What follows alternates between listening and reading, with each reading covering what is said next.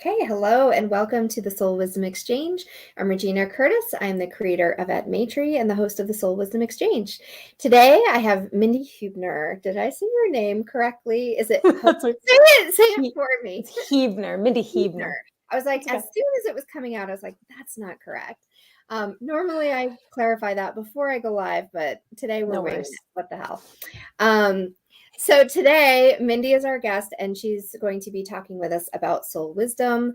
So I define soul wisdom as our authentic ways of knowing and being, and then soul wisdom languages as the ways that wisdom speaks to and through us. So Mindi, tell us a little bit about yourself. Thank you for the opportunity to be here today, Gina. I appreciate it. I am an intuitive mindset mastery coach. I have been coaching, mentoring, teaching for my whole adult life.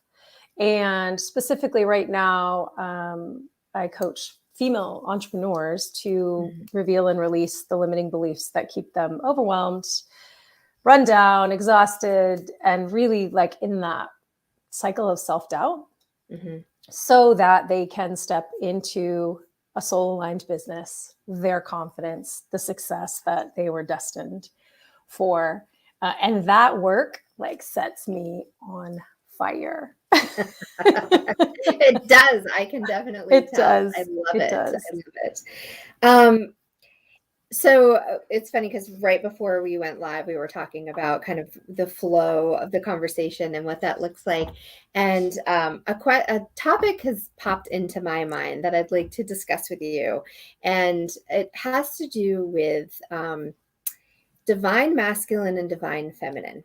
Oh, yes. So here's where this question is coming from and the framework that it dropped in for me, but we can explore this in lots of ways. And the thing that's dropping in for me is I think that sometimes we've had this understanding, and I say we as in like each of us individually has an understanding of what masculine means and what feminine means, right? We have an identity with each of those in some fashion, right? Like I would identify as a female, and so maybe I identify more as feminine than masculine, but there are also there's masculine and feminine within each of us, right? Culturally, there is this conversation going on about, like toxic masculinity, but there's also toxic femininity. I don't know. How would you say that? Toxic femininity? Femininity. Yeah. Femininity. That's a hard one. Need more coffee before I say that. But let's talk about that a little bit, because I know you said you work, often with females, but there is this divine masculine and feminine within each of us. And I'd love to just explore that with you today. This is like perfect. I love that you asked about that. Awesome. That's like highest self is this beautiful harmony of the divine masculine and the divine feminine within. This is when we allow ourselves to embody that is when like we're just in it, right? Like when all the planets are aligned, when everything is amazing. Yeah. Interestingly enough, I saw a little conversation starter on Facebook yesterday and scrolled right past it because it irritated me.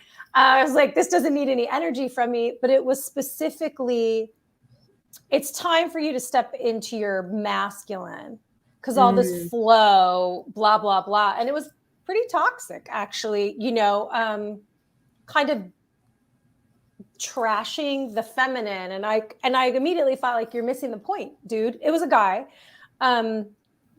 We need both to operate at our highest and best. And personally, for years and years, I operated definitely in my masculine.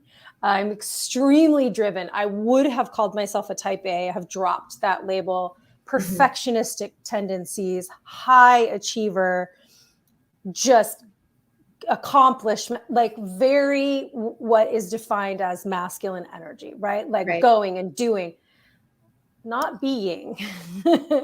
And this is where burnout comes from. This is why I feel like so many of us, especially women, get so burnt out, because we're trying to operate solely from something that we're missing another part of us. And the same thing, you know, when we're men, right? Yeah, exactly. When we're only operating from the feminine, then we're missing out on that beautiful structure that sets us up, right? That like drive, that really good drive for us. So switching over into the feminine, embracing more of my divine feminine, was quite a journey. And I actually even hired a female embodiment coach and really went deep, like down the rabbit hole, because it's that important to me to be and do and have, but be, do, have. Be first. I want to be present. I want to be in my body. I want to be, right? Yeah. And that it was an amazing journey. And I'm still on it. You know, I think this is a lifelong pursuit for us in the best way. Like, we get to continually tune into this, what's driving me right now, and how can is it time to bring in more structure? Is it time to bring in more ease? Like, we just are just like ebbing and flowing back and forth in that. And I love that. I love that we get to continually evolve in this and ask ourselves, we get to get curious. Like, for me, there's never shame, there's never guilt anymore. This is a process that I've learned, right? Yes. It's getting real curious. It's like, what makes me operate this way? How can I, you know, again, how can I find more structure, or how can I find more ease? And it had started from being a kid for me, operating in so much masculinity without the femininity, and not as a bad. It was just, those were my dad. My parents were divorced very young, but my dad was a workaholic. My mom supported us and supported my larger family. So I saw my mom tap into that a lot, you know, so it was just really natural. I was gifted and talented at school. Like, it was really natural to be an achiever, and didn't have anyone, for no one's fault, around me saying like, hey, there was no example of something exactly different, right? There just wasn't. There was no example of how to tap into that divine femininity, to be able to really like stay in the achievement in the best possible way, right? Like, to take it, to take it in, to take advantage of it, to rest in it, like all the things that way. And so I think we're constantly searching for that harmony. I won't even say balance, because I think balance is just like balance is a whole nother topic, right? But harmony, that harmony. Actually, let's explore that, because the difference, I think, between balance and harmony is that balance, somehow we've gotten this idea that balance is equal, right? That it's like this and this exist in the same amount, but harmony has a little bit more, and really ultimately these are the same thing, but like harmony has more of an inherent honoring both of those things as they are, right? Because in order for them to be in harmony, they have to be their whole selves. And I love how there's this like beeping noise coming in while I'm talking about harmony, right? And balance. So this is something that I think is really important. And one of the words that I think is the most important, actually the word, I think you said the most important word when you were talking through everything you just said, is and. That's the most important word, right? Agreed. It's not just the feminine or just the masculine.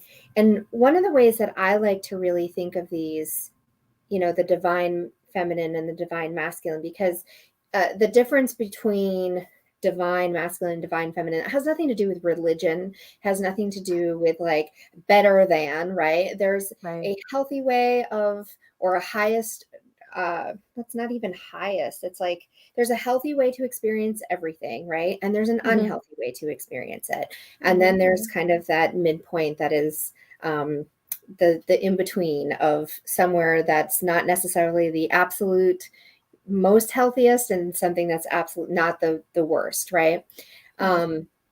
But I like to actually take it out of those two terms because we do have so much of our identity tied into those terms, right? And it has to do with gender, not, this is an energy we're talking about. We're not talking about a gender. Right. And so when we use those words that also are a part of our physical identity, then we're so much more susceptible to getting triggered by that language because it's something that we understand as ourselves, right? So I like to think of the divine masculine and the divine feminine more like an inhale and an exhale. Because we need both, right? If we only ever breathe in, then we are going to fill up like Violet in Willy Wonka and like burst, right? Like we can't, that is not a healthy way of existing. But if we only ever breathe out, we only ever exhale, then we're going to be left depleted and suffocate. Like we're going to feel like we're suffocating, right? So thinking about that divine feminine as the inhale, right? It's that more the energy that it's more bringing it in. It's internal, it's receiving, and the divine masculine as the exhale, right? It's more outward. It's more, it's the word is coming to mind is protruding is the word that we use often with masculine, right? But it's more because it's outward, it's moving outward, and the inhale is moving inward. So if we were able to just take away those labels and experience them, embody them, right? Like you said, you worked with an embodiment coach, and that is what it is, embodying it, thinking about our breath, our life force energy as that divine masculine and that divine feminine, and how we are in our healthiest flow when we are experiencing both. Yes. How does that what's coming, just like two things are coming to me as well about that. Structure is freedom, right? Like this is, I feel like that's the divine masculine, divine feminine. Structure is freedom. When I am operating at the healthiest, then I can operate at the healthy, right? And the other thing was when you said balance was different than harmony, because in harmony, we need the whole of both. And when I think of balance, I immediately think 50-50, right? Like balance is 50-50. It's even, it's equals, and it's not whole and whole. It doesn't come to me that way. I think 50-50. And so harmony, that must the be way something that we've it, been conditioned to believe, because and when conditioned, not because like somebody told us this being malicious, but conditioned because we've experienced it that way so many times that has become what we understand. Right. And when you are, when you are trying to balance something, you are like, you are, if you're on your tippy toes, like you're trying to be 50-50 on each foot, right? And so we can just get caught up into that whole thing instead of, and was it you that described harmony to me as two notes on top? That was, since you said that to me about what actual harmony is, when we want harmony, like operating together, making a beautiful, sound and or outcome and or being, right?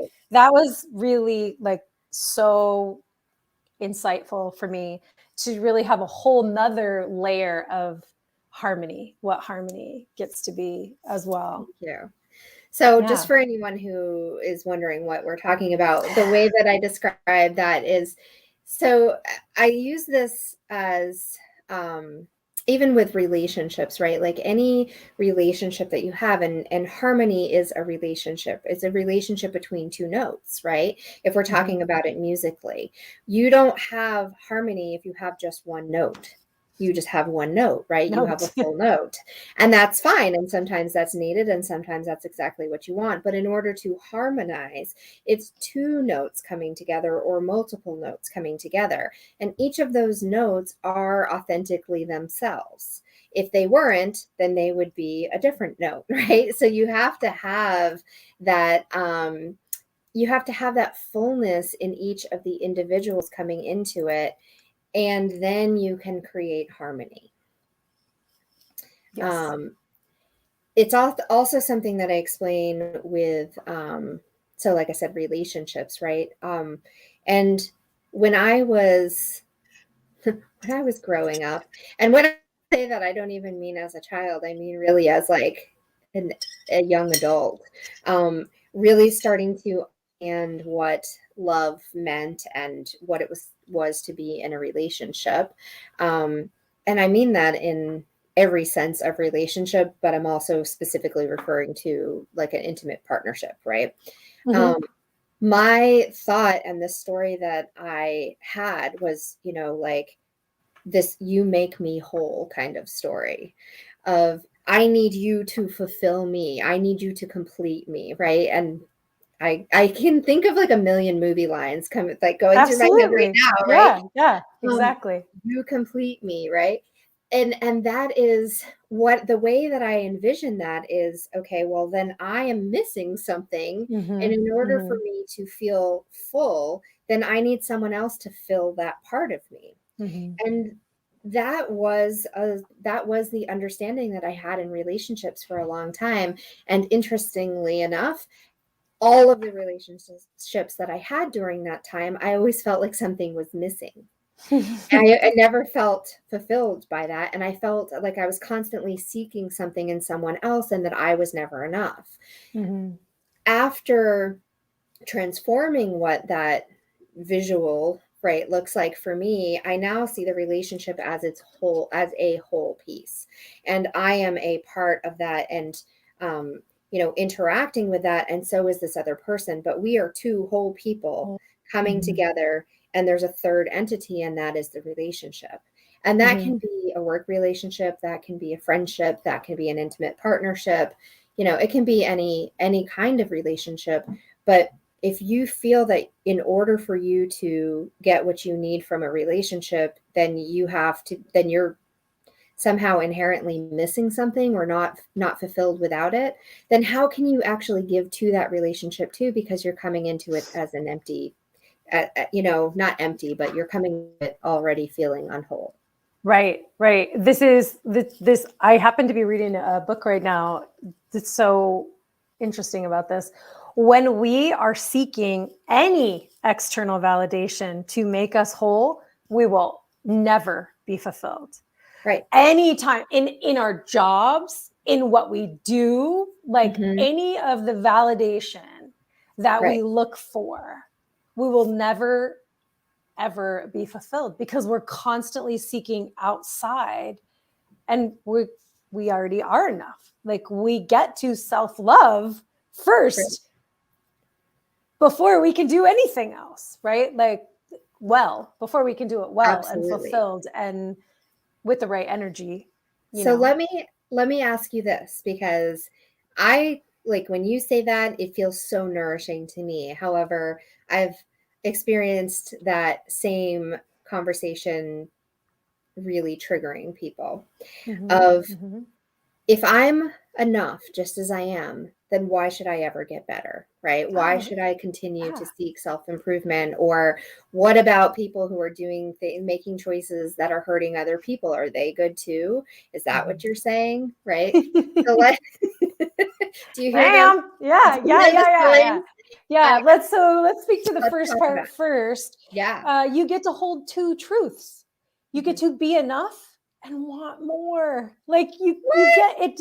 One does not, is not exclusive of the other. Like that's completely natural. You get to be so content and so filled up and say, and I get to grow. I get to, right? Like you get to make this choice.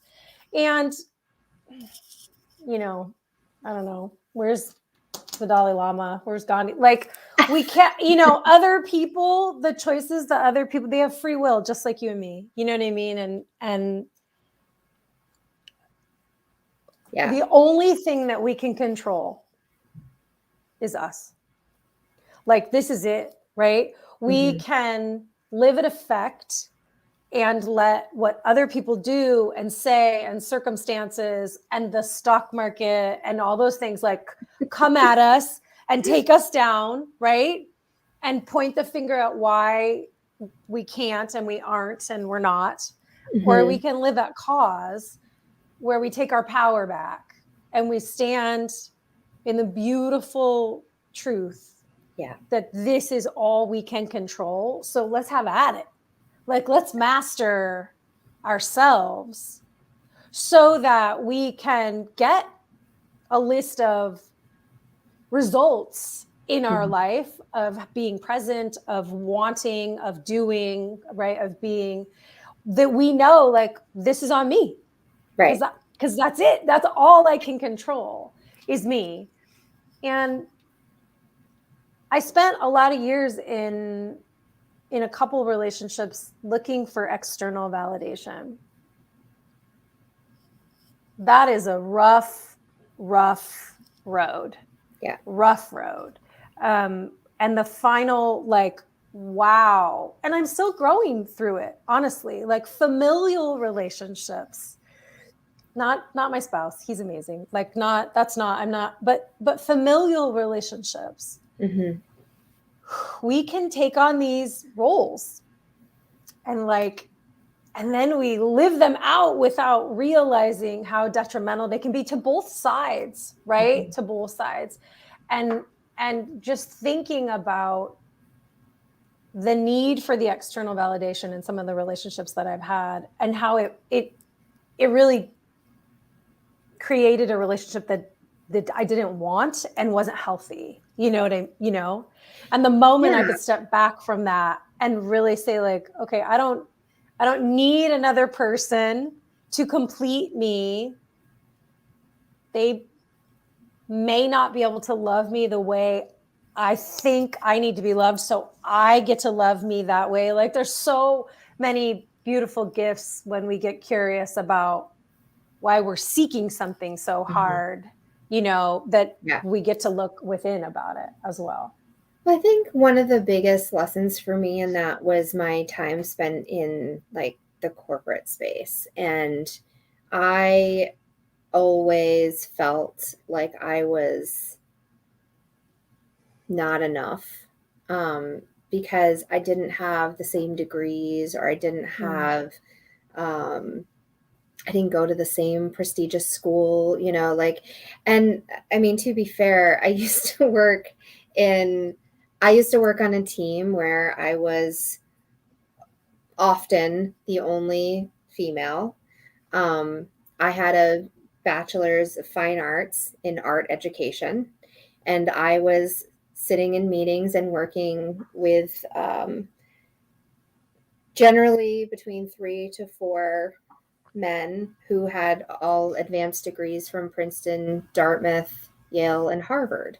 And I went to Syracuse University, so now that does not mean that I wasn't absolutely a part of that team, that I wasn't bringing, great things to the team. I had a role to play. And often that role was to be the creative one. My job was actually to create experiences.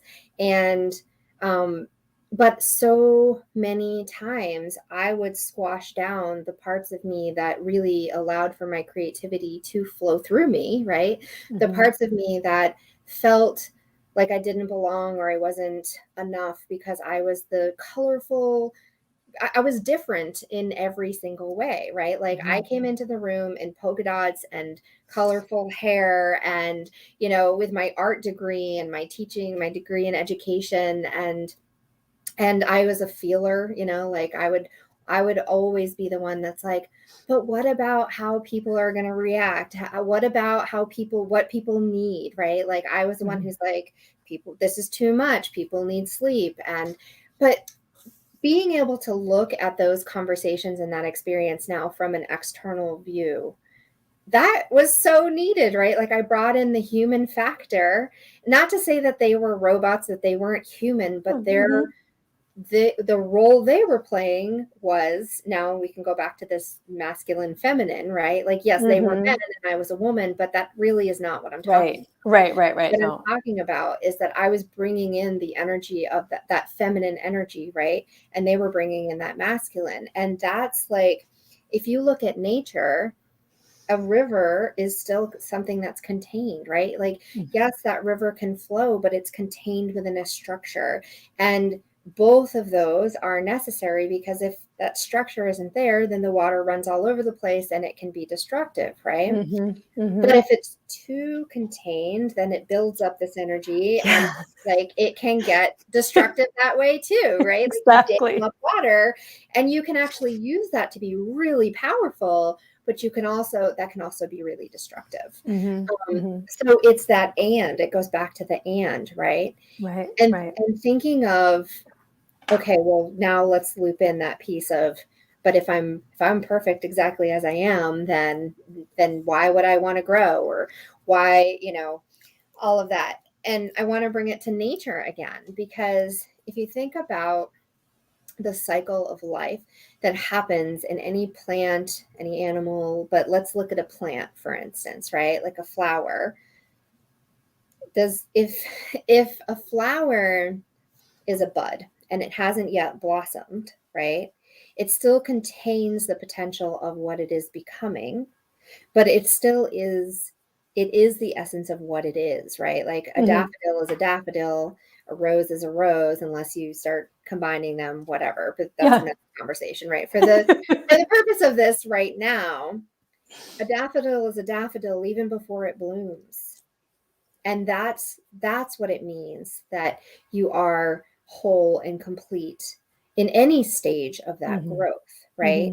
You just may be at a different stage of the growth. And from the external point of view, right? Like I might be thinking, I want a daffodil and I want it to be recognizable as a daffodil and I want to put it in the vase, right? That's my use for it. That's the external validation. I'm saying you are useful to me now because you are at the stage in your growth that aligns with my needs.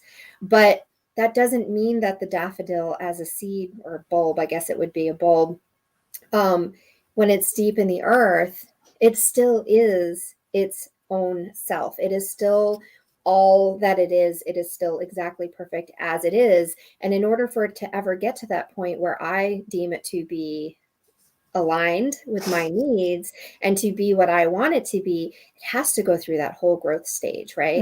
So for that internal experience, for the purposes of the daffodil is just there to be a daffodil. And that's, I think, what our job is, right? We're here to be us through all of our stages of growth. And when it aligns with someone else's needs and desires for how it meets up with their life, wonderful. But that internal validation of knowing, like, I'm a daffodil and I'm here to be a daffodil, right? That internal validation. If that daffodil thinks that it's complete shit the whole time until it is ready to be plucked and put in a vase, that's that need for external validation. That I like, my chest got so heavy when you said that, because there's somebody listening or somebody that's going to be watching that is feeling like that right now. Like, and like, you get to believe differently for yourself, whoever that is that's feeling that, like that.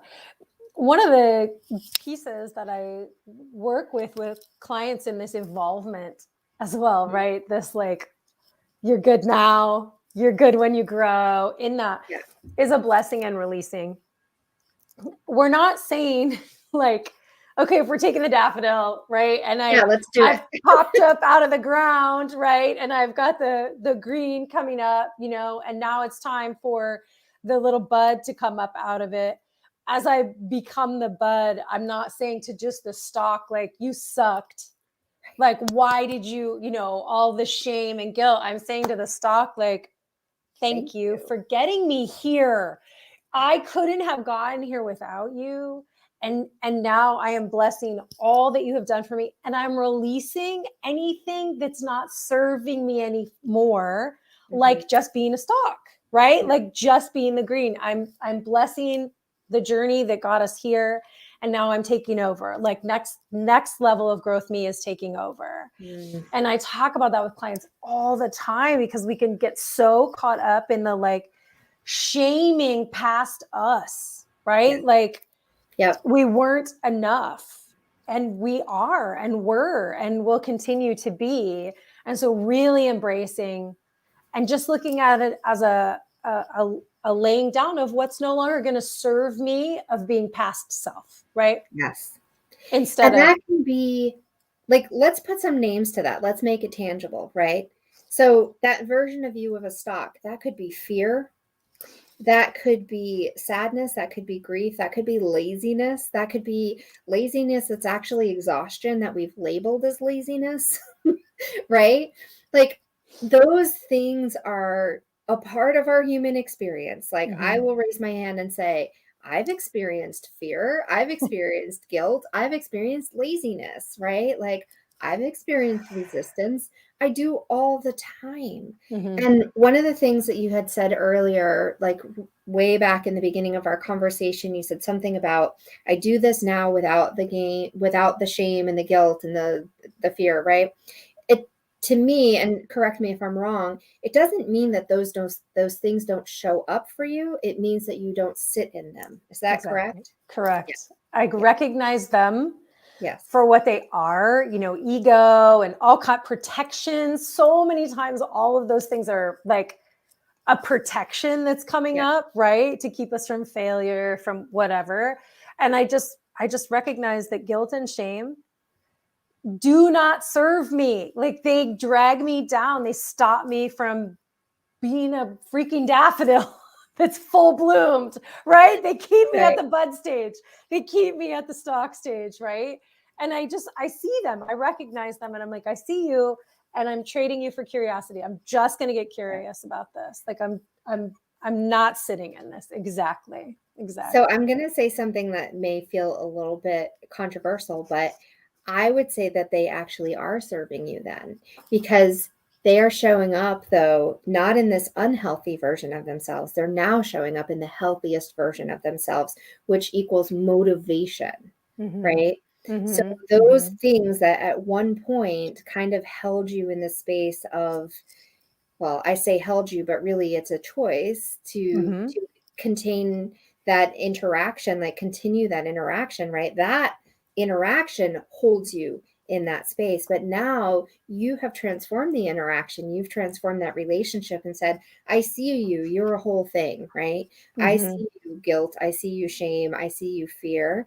And I recognize you coming. And now I don't have to play this whole scenario out.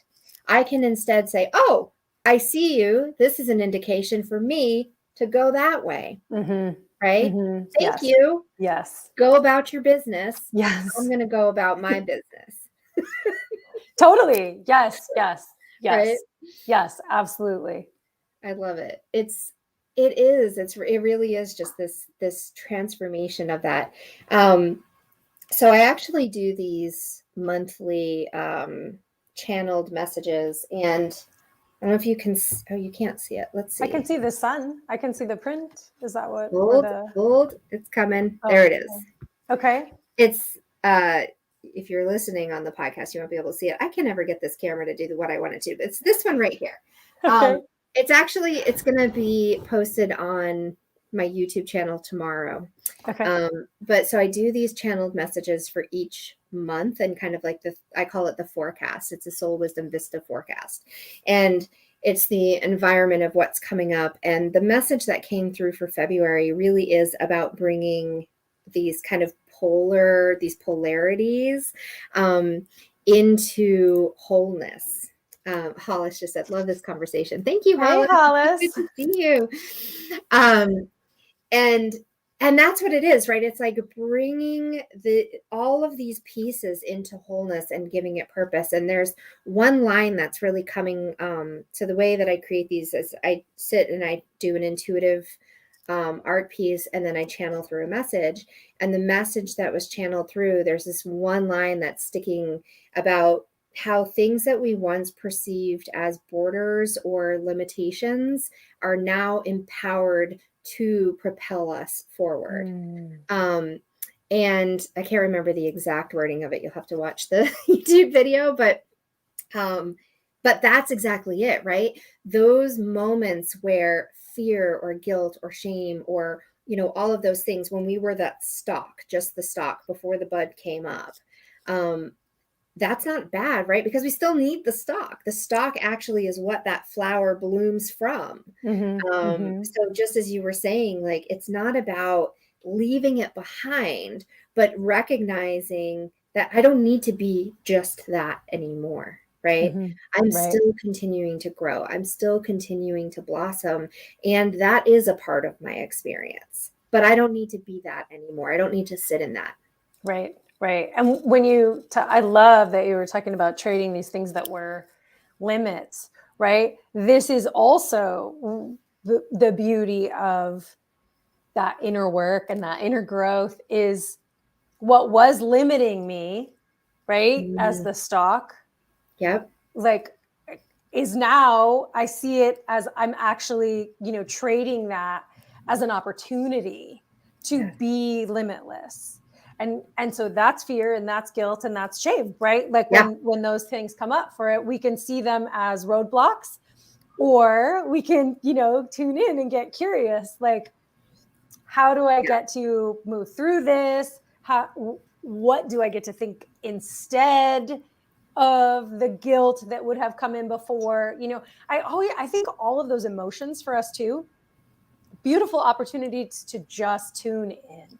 Like, what's going on? Right. Like, should I feel guilty? I mean, there's probably times when guilt is a really good thing, when we were, mean to someone or something, and it just reminds us, like, hey, be a good it's human. Activating change, right? Or it's creating a reflection for you to look at it and go, oh, wait, I do feel there are things, right, that I have felt guilt about, but it doesn't mean that I have to remain in that guilt, right? Because that's when then forgiveness comes in, okay? Exactly. And oftentimes we think, oh, well, I have to go get the forgiveness of that other person. But what is that actually in disguise? That's that external validation, right? Yes, now, I'm not saying for anyone who's triggered by that thinks I'm saying you don't have to apologize for things and you just get to like forgive yourself and go about your way. That is the unhealthy version of this experience, right?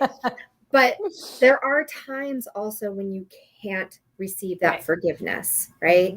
And there are a lot of times when actually going and seeking that forgiveness after the time for that has passed actually does more harm than it does good.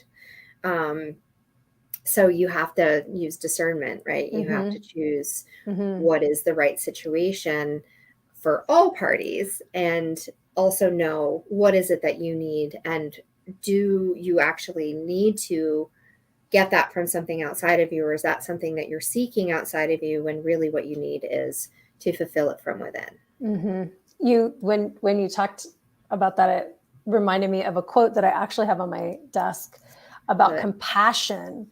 And I don't know that I took it down exactly word for word. I'm going to attribute it to Karen Armstrong. I heard it on a podcast. Look into your own heart and discover what it is that gives you pain, and then decide not to bring that pain on anyone else. Wow. Yeah.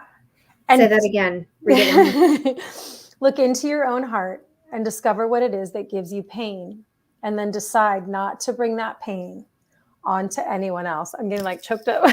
Yeah, I felt it like really deeply. That's why I was like, say it again, because I think it's really important, right? Like, that is pain as the catalyst for compassion. And guilt, it just really spoke to me about that. Like, if you're feeling guilty, was there pain? Like, you just get to, okay, then you may or may not need to seek absolution from someone else. You get to decide in that moment not to bring this pain on to anyone else, not to continue to operate in a way that keeps you limited, right? And not shaming yourself for it, just checking in about it all the time. I think that we get stuck. Yeah, and also like I'm just going back to like little kids so many times, like so I have adult children, 33 and almost 26, and I grew so much as a parent just in between them. And I would tease my oldest daughter as she got much older when she'd go, how come my little sister got to do that? I'm like, because I was just figuring it out on you. Like, you were right? practice. I have no idea. I've figured out what's important and what's not. Like, I knew better places to draw my line in the sand and stuff like that, like growing in that opportunity. So many times though, when we're little kids, even like as we're talking about feeling these emotions, I'll give you something to cry about. What are you crying about? Like, crying because I need to express my emotion. And at this moment, this is the only way that I have figured out to express it. Yeah. We are. We don't always know how to, we always don't know how to handle that. Right. Like, and I'm just going to pop this in. Hala says it's all within, not shaming, compassion. This all came up in my meditation today. Thank you. This must be the collective Aquarius new moon tapping us all into. Oh yeah. Like, I mean, I was writing about parenting in my journal this morning, and I'm not a parent. I was reflecting on it from the perspective of the child, that I was thinking about how there's so much that I had no idea was going on when I was a kid. Like I was thinking about even my parents having doctor's appointments or doing things that I do as an adult, like going grocery shopping or to the bank or dealing with taxes and things like that. I mean, that stuff happened while I was at school. And I was even trying to think about when my mother would get ready to go to work or whatever. I don't really even have a memory of that, because we would get up, we would go to school, and we would go off and do our lives. And I know that my parents worked, and I know that they had doctor's appointments, and I know that they, there were all these things, but I didn't experience them. And I didn't even really think about them until much later. I mean, like I'm in my 40s and I'm having these thoughts now of like, I don't know, it started a couple months ago where one morning I had this realization. I was making my coffee, and coffee always makes me think of my grandmother. And I remember thinking, like, what was it like to be my grandmother sitting and having a cup of coffee in the morning? What was she thinking about? What was she, was she enjoying the peace and quiet of the house before things got noisy? Like, that's what I like to do, right? Like, it's when I do my journal. I think that's everybody. God, I know, right? But my dad even too, like my dad was very grumpy in the mornings, but I remember him being like really grumpy when he wasn't able to like sit and have his coffee. And I was like, damn it, so am I. Like, if I don't have, it's not about the coffee though. It's about the space, like to roll into my day more slowly, more peacefully. Like if I don't have that quiet time in the morning to be able to like slowly come into my day, I get really pissed about it. Yeah. And so, and this has gone on a tangent, but I think that's what you were maybe reflecting as an adult, you get to choose that though, right? Like, yeah. And you get to choose how you react to it, because you're in your 40s and you've reacted one way and reacted another way and seen the, seen the consequences of the reactions. Yes. When we're small, we don't get to choose in a way that is, I don't want to say not healthy. Everyone's doing the best they can with the tools that they have. Being a mom to adult children, having two young godsons that I get to then repeat on and do things even better, right? Yeah. We get to choose those things, right? Yeah, we're not always given the authority. Exactly. Or the autonomy. Totally. I'd love to give them so much autonomy yeah. about as much as possible, right? Within reason, and right. And just even like, if you're hungry, Regina, I bet you go to the refrigerator and get something to eat. I would like to say that that is the case. Although oftentimes I don't, because it's like, oh, well, it's not lunchtime right now, or it's not, you know, like there still are those stories. Wow. Um, Okay. Okay. yeah. So I do, I mean, eventually I do, but that doesn't mean that I don't battle those voices first, right? Okay. Yeah. Um, because sometimes I think that we like, or I'll like wait too long to go to the bathroom because I'll be like, right, this is, I'm not like peeing my pants or anything, but like sometimes I'll like sit in discomfort and be like, why am I still sitting here? My bathroom is like 2 feet away from where I sit, but yet I'll be like so ingrained in like, oh, I have to finish this thing Mm-hmm. first, right? Mm-hmm. And this is just Mm-hmm. me being like completely No, open, totally. Just had this right? conversation with myself this morning. Why do you wait so long to go to the Why? bathroom? Why do you wait Go until to you're in the this bathroom. space of discomfort before you choose to act on it, right? And so I wanted to say that because when you know, I think it is easy to say sometimes like, well, when I'm hungry, I eat. And I think, yeah, of course I do. I'm an adult, right? I do that. But do I? Do I always do that? Or do I still have these kind of pre-programmed stories? And I think it's important to note that yes, we do. We all do. Interesting. Yes. Yes. Yeah. All of that to say we get to feel our emotions, right? I mean, that's why I brought the kid part into it, because they will unabashedly show their emotion when they don't have the words. Yeah. Oh, and that is how we this is how we learn and grow, is by experiencing our emotions, so that we don't become adults who Yeah. stuff everything down and can't express and seek out external validation all the time, and just all the things, right? Because we never, or aren't always, encouraged to go within, Yeah. feel the rage, feel the sadness, sit Mm-hmm. in it. What is it saying to you? I don't know. Okay, like that's okay too. Like I encouraging our peers to really go within and get in touch with those things that maybe they felt like they couldn't or didn't or weren't able to, and pass and sharing that like with younger people around you, that the more we get in tune with that, Mm-hmm. the more we can have harmony in it,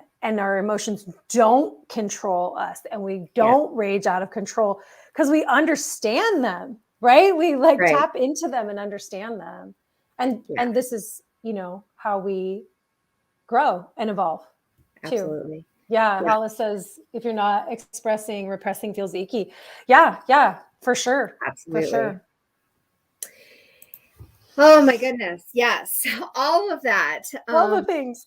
Such a beautiful conversation. And I think this is it, right? Like have curiosity, allow that awareness.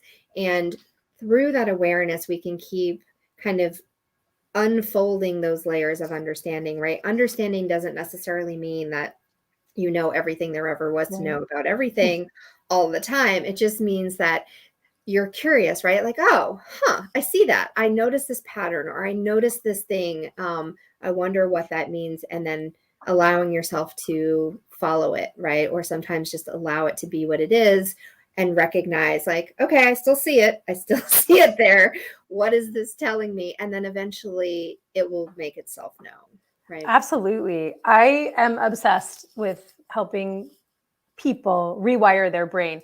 And that's exactly what you're talking about, to rewire from the instant shame or guilt over to curiosity, to, and I don't even know if you know that you do this, but one of the things that you say that I love, you don't say why. Why is a really good question until it's not.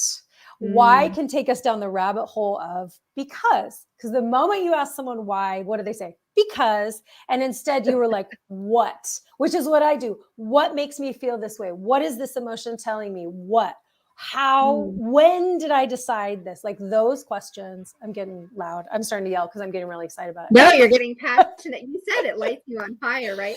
I love that you're saying no one's ever pointed that out to me before. I've never It's noticed that. so good. I Thank you. didn't hear why. One time I heard all these questions that really take you down an actual path, instead of when we say why, we get into because right away. And again, sometimes why is a really great question until it's not a really great question.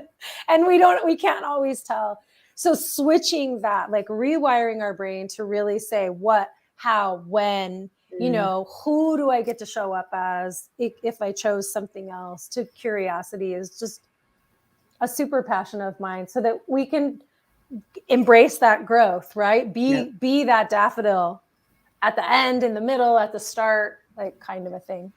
I think those are those tangible things that you can hold on to, that structure, to bring us kind of full loop back into the divine masculine, divine feminine, right? Like those questions that you were talking about, the what and the where, right? Those are those tangible structures that we can actually hold on to pull ourselves forward and to continue to flow in between those, which are the why and the how, those more kind of ethereal questions that could go on, right? And are designed to, and that also is a beautiful thing when it is done in conjunction with, right, back to the most important word of this conversation, and with the structure and the flow together. So such a beautiful conversation, Mindi. I'm so glad you came on the show with us today. And thank you to Hollis and everyone else who is here live. And if you're watching, whatever platform you're watching on, make sure you subscribe, like, or follow so that you get the updates when we go live again. Mindi, tell us, how can people find you if they want to work with you? I LinkedIn, I'm Mindi Huebner, and Facebook, also Mindi Huebner, Mindset Mastery Coach. I'm on Instagram, one of my favorite places to hang out. And I actually would love to, I have a guided meditation to start that brain rewiring that I would love to share with your audience, and lets them be in that divine masculine, divine feminine, all at one time, right? Like operating from both sides.